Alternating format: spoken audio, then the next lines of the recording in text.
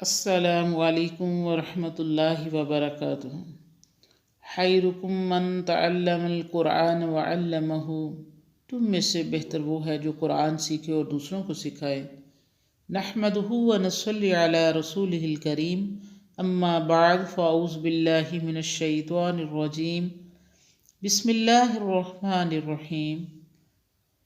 رب اشرح لی صدری ویسر لی امری واحلل عقدۃ من لسانی یفقہوا قولی، رب زدنی علما، رب زدنی علما، رب زدنی علما۔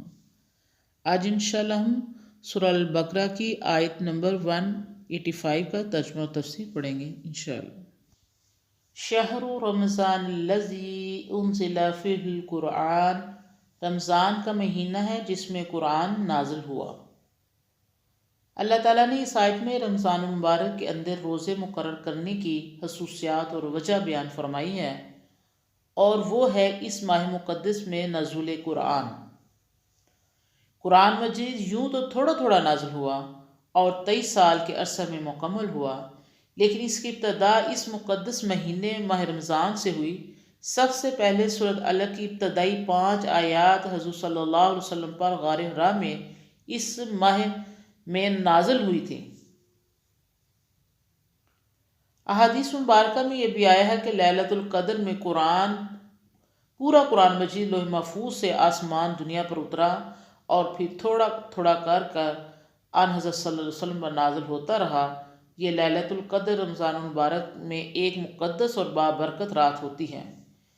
کلام اللہ میں اس رات کو ہزاروں مہینوں سے افضل بیان کیا گیا ہے۔ احادیث میں یہ بھی آیا ہے کہ سال میں جس قدر قرآن مجید نازل ہو چکا ہوتا، رمضان میں جبرائیل امین حضرت رسول اللہ صلی اللہ علیہ وسلم کو آ کر سنا جاتے۔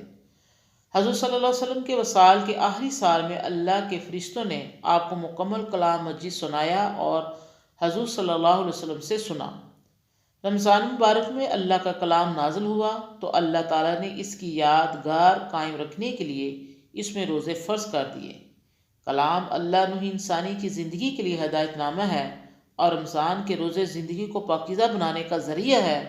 مبارک ہے جو رمضان پائے اور روزے مکمل رکھ لے اور اپنی زندگیوں کو پاکیزہ بنا کر متقین کی فہرست میں شامل ہو جائے۔ ھدی للناس وبیینات من الھدی والفرقان، لوگوں کے واسطے ہدایت اور ہدایت کی روشن دلیلیں اور حق کو باطل سے جدا کرنے والا۔ آیت کی ابتدا میں رمضان المبارک کی فضیلت واضح کرنے کے لیے اللہ تعالیٰ نے بتایا کہ قرآن مجید آخری آسمانی کتاب اسی مہینے میں آخری نبی صلی اللہ علیہ وسلم پر اترنی شروع ہوئی۔ اب یہاں قرآن مجید کی 3 خصوصیات بیان فرمائیں۔ نمبر 1، ہدن، ہدایت، یہ کہ قرآن مجید تمام نبی نوحی انسان کے لیے ہدایت کا سرچشمہ ہے۔ ہر فرد اپنے خالق حقیقی اور زندگی کی صحیح منزل تک پہنچنے کے لیے صحیح راستہ صرف قرآن مجید سے ہی حاصل کر سکتا ہے۔ قرآن مجید کے علاوہ رہنمائی کا ہر ذریعہ غلط ہوگا، اس کے سوا ہر راہ گمراہی کی راہ ہوگی۔ راہ راست کی طرف ہدایت قرآن مجید اور صرف قرآن مجید ہی کر سکتا ہے۔ انسان کو زندگی کو مجموعی طور پر کامیابی سے گزارنے کے لیے اس کے ہر پہلو سے متعلق قرآن مجید میں ایسے قاعدے دیے ہیں جو سیدھے راستے اور حقیقی منزل کی نشاندہی کرتے ہیں، جیسے کہ اس آیت میں فرمایا ھدی للناس، قرآن مجید تمام نوحی انسان کے لیے ہدایت ہے۔ فقط ہدایت کے مزید تشریح سبق نمبر 9 میں مطالعہ فرمائیں۔ بینات من الھدی، ہدایت کی روشن دلیلیں، یہ کہ قرآن مجید نے ہدایت اور رہنمائی کے تمام اصولوں اور ضابطوں کو اس قدر کھول کر بیان کیا ہے کہ وہ بالکل صاف، آسان اور سہل ہو گئے ہیں، اور ہر شخص انہیں سہولت کے ساتھ سمجھ سکتا ہے، چونکہ قرآن کی خوبی بینات کھلی دلائل ہیں۔ اس لیے قرآن مجید کے اصول عام فہیم، سادہ اور قابل عمل میں کوئی بات عقل کے خلاف اور کوئی اصول ناقابل عمل نہیں۔ نمبر 3، الفرقان، حق کو باطل سے جدا کرنے والا۔ قرآن مجید کی تیسری خوبی یہ ہے کہ جو لوگ اس مقدس کتاب کو پڑھتے ہیں ان میں صحیح فیصلہ کرنے کی قوت ہو جاتی ہے۔ وہ سچ اور جھوٹ، صحیح اور غلط، حق اور باطل، ایمان اور کفر، اصلاح اور فساد، اطاعت اور سرکشی اور عبادت انکار میں فرق کرنے کے قابل ہو جاتے ہیں، اچھے اور برے میں تمیز کر سکتے ہیں۔ اس لیے قرآن مجید کی صفت الفرقان، حق اور باطل میں تمیز کرنے والا ہے۔ ایسی کتاب جس میں یہ 3 خوبیاں ہوں، اس کا ہر حکم انسان کے لیے زندگی کا پیغام نہیں تو اور کیا ہے؟ اس کے ہر حکم میں ان گنت برکتیں اور حکمتیں بری ہوئی ہیں۔ کاش مسلمان اللہ کی اس آخری پیغام کو خود بھی سمجھے اور دنیا کو بھی سمجھا سکے۔ اگر ہم دنیا کے کونے کونے میں اللہ کا کلام نہ پھیلا سکے تو یہ ایمانت میں خیانت ہوگی۔ وَمَنْ شَهِدَ مِنْكُمُ الشَّهْرَ فَلْيَمُسْهُ، کہ تم میں سے جو کہ اس مہینے کو پائے تو اس کے روزے ضرور رکھے۔ آیت کے اس ٹکڑے میں بیان کیا گیا ہے کہ جو شخص بھی اپنی زندگی میں ماہ رمضان پائے وہ ضرور روزے رکھے۔ استثناء صرف مریض اور مسافر کے لیے ہے، جس کی تفصیل پہلے بھی گزر چکی ہے اور آیت کے آخری حصے میں بھی آئے گی۔ یہ حکم رمضان کے فضیلتوں کے پیش نظر دیا جاتا ہے، جنہیں ہم ایک مرتبہ پھر ذیل میں خلاصہ کے طور پر بیان کرتے ہیں۔ دنیا کی ہر قوم میں روزہ رکھنے کا دستور ہے۔ مثلاً عاشوراء کے دن حضرت موسیٰ علیہ السلام اور ان کی قوم کو فرعون کے ظلم سے نجات ملی تو یہودیوں میں اس دن کا روزہ شروع ہوا۔ عیسائیوں میں بھی روزہ رکھنے کا قانون موجود ہے۔ ہندو اور دوسری قومیں بھی روزے کا تصور اور رواج پایا جاتا ہے۔ تفصیلات مختلف ہیں لیکن اصل موجود ہے۔ روزوں کے بے شمار فضائل ہیں۔ اس سے صحت و تندرستی پر اچھا اثر پڑتا ہے۔ غریب لوگوں کی حالت سے امیر لوگ عملی طور پر باخبر ہو جاتے ہیں۔ پیٹ بھر کر کھانے والوں اور فاقہ کاٹنے والوں میں برابری پیدا ہوتی ہے۔ روحانی قوتوں میں ترقی ہوتی ہے۔ حیوانی خواہشوں پر پابندی ہوتی ہے۔ خدا ترسی انسان کے اندر مضبوط ہوتی ہے۔ مثلاً گرمی کا موسم ہے، سخت پیاس لگ رہی ہے، یہ مکان میں ٹھنڈا پانی رکھا ہے، روزے دار کو دیکھنے والا کوئی نہیں لیکن وہ پانی نہیں پیتا۔ یہ سب کچھ اس لیے ہے کہ اللہ تعالیٰ کے حکم کی عزت اس کے دل میں گھر کر چکی ہے۔ اب کوئی دوسری قوت اس پر غالب نہیں آ سکتی۔